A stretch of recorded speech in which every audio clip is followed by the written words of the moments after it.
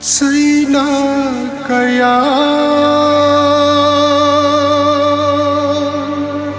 lui banai dana hanjin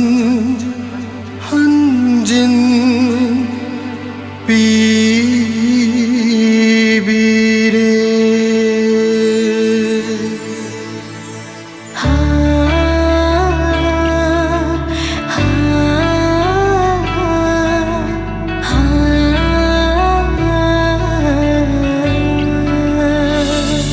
Zaina kaya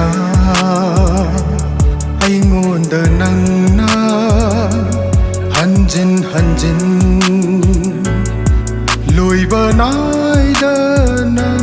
bibiri Zaina kaya aingondda nangna hanjin hanjin loiba naidana ai su utte mai thongda awaba unsini khangjani mahausani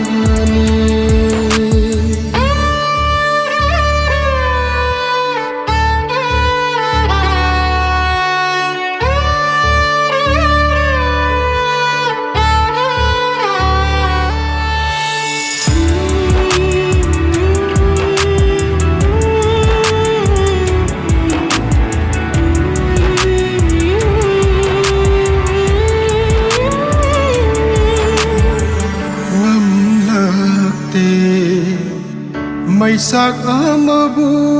khangba pirang sutada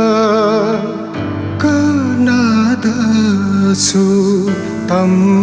thokta ngam lakte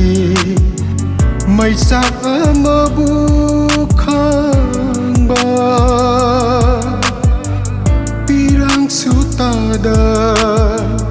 kanada su tam thokta nangdi angakpa thamoi amadi pali utte mai thongda su khande wakhal da su utte mai thongda su wakhal da su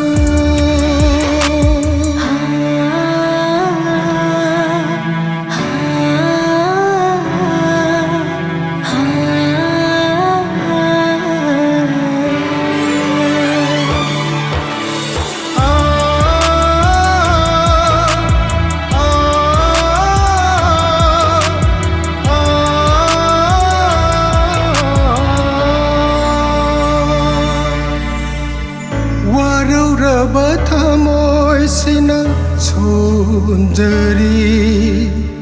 hen mali na tau li chat na te tai bangi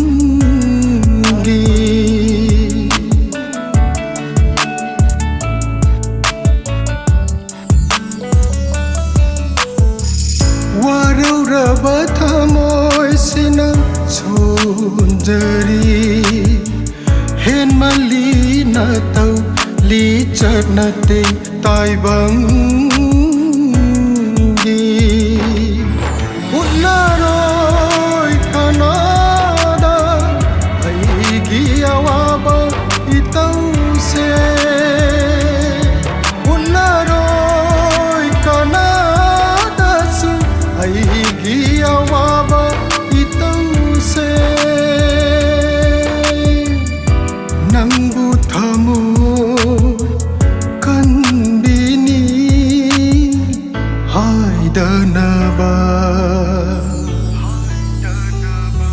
Zaina kaya aingondda nangna hanjin hanjin loiba naida